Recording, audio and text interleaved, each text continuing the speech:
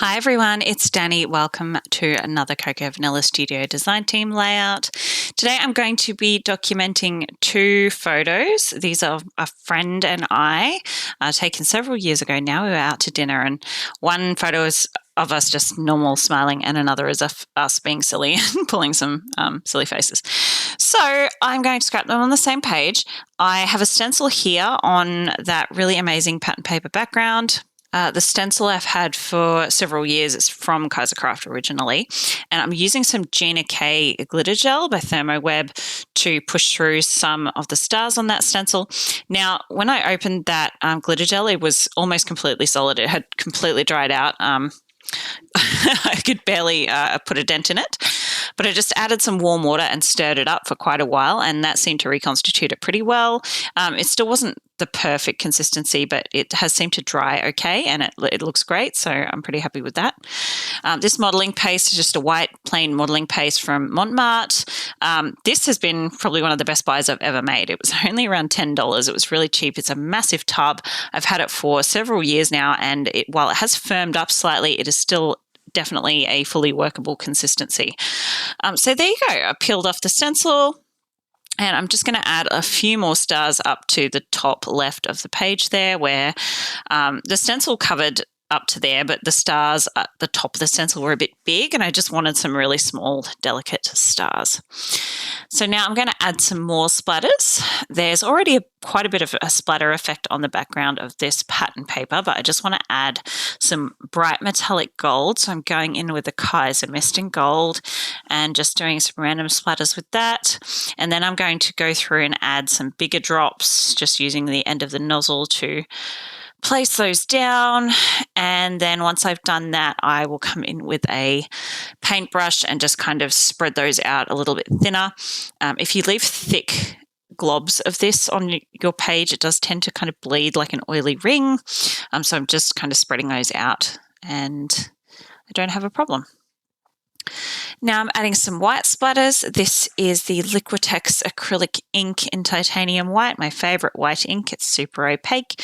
You could also use something like white gouache or watered down acrylic white paint works just as well. This is just a bit easier, takes one of the steps out for me. Okay, now for my photos, I'm just jotting down the date that I have written on the back of these and adding a white border. This is just a bit of scrap cardstock that I have. I do like to add a white border to most of my photos. It just helps make them feel a little more finished, more like a photo with a printed white border. So I try to print them with a white border, but if I don't, I add one. And I didn't have a white border because I'm pretty sure this is from a bunch that I got batch printed through like Officeworks or Big W or something. So that's going to be my title. They'll love this from the Die Cut Alphas. And then I'm just adding a subtitle with these gold glitter alphas that I have. And I think they may be from Rosie Studio, but they may just be a dollar store alpha. I can't really remember. Just to finish off my title.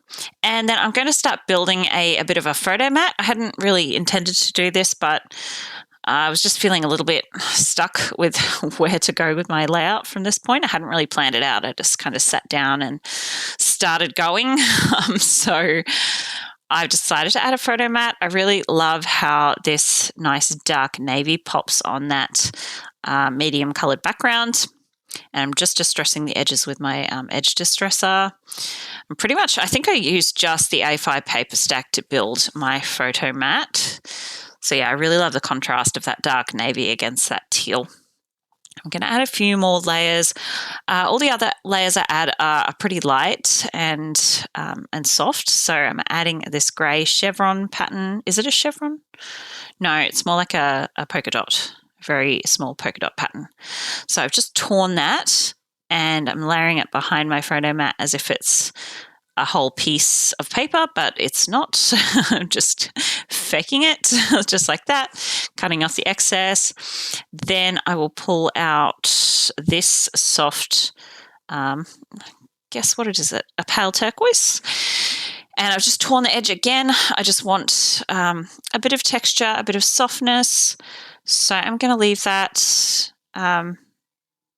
just snipping off the edges and leave that torn edge at the bottom. And then I think this is my final layer, the stars. And I just liked how there was a bit of color peeking out from behind all the other layers. So I'm just going to trim that a little bit smaller so you can just kind of see the edges peeking out from behind.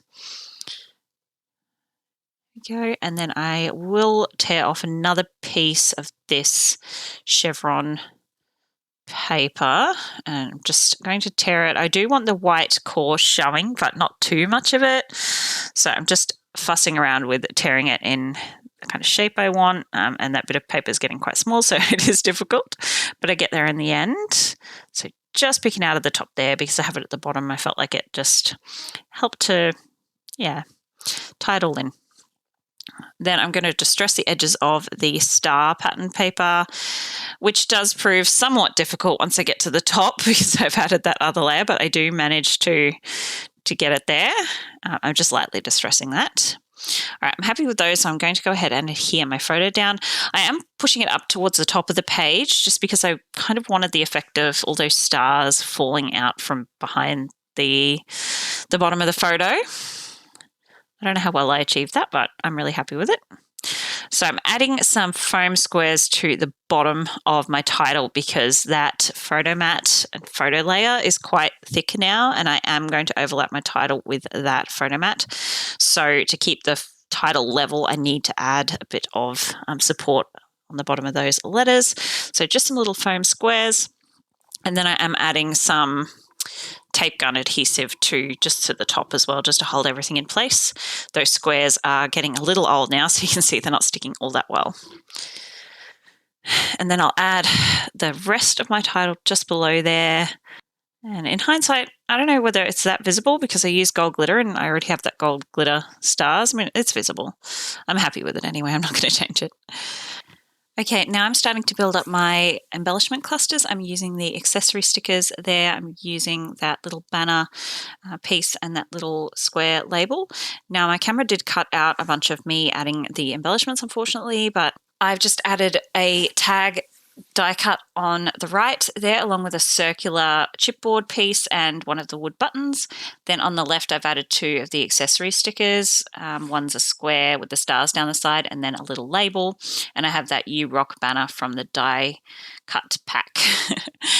And I've just layered those all up so they're all kind of overlapping each other. Added that little Smile Big banner and then the final wood button. So I've used up that whole packet of wood buttons, which makes me really happy. And I've also started building a cluster at the bottom there just to kind of balance out the top heaviness of the layout. So that's just that one half of the frame and another label sticker and a chipboard banner. Now I'm coming in with the puffy stickers. I still have so many of these left and I feel like I've used the heck out of them. But I'm just adding two more around each of those wood buttons and then three down the bottom here. So I kind of have three embellishment clusters going on. And then I'm going to add a bunch of the stars just kind of falling out from the bottom of the photo cluster. Well, that's what it was supposed to look like anyway. It's not super impactful on the video because you can't really see the dimension, but in person you can definitely see them. Then I'm going to add that other half of the frame die cut that I cut in half for the bottom to add to the top of my photo mat just to tie those two pieces in together. And that is the layout finished. I really hope you enjoyed joining me today. Don't forget to check the description box for the link to the blog post, and I'll see you next time. Bye guys.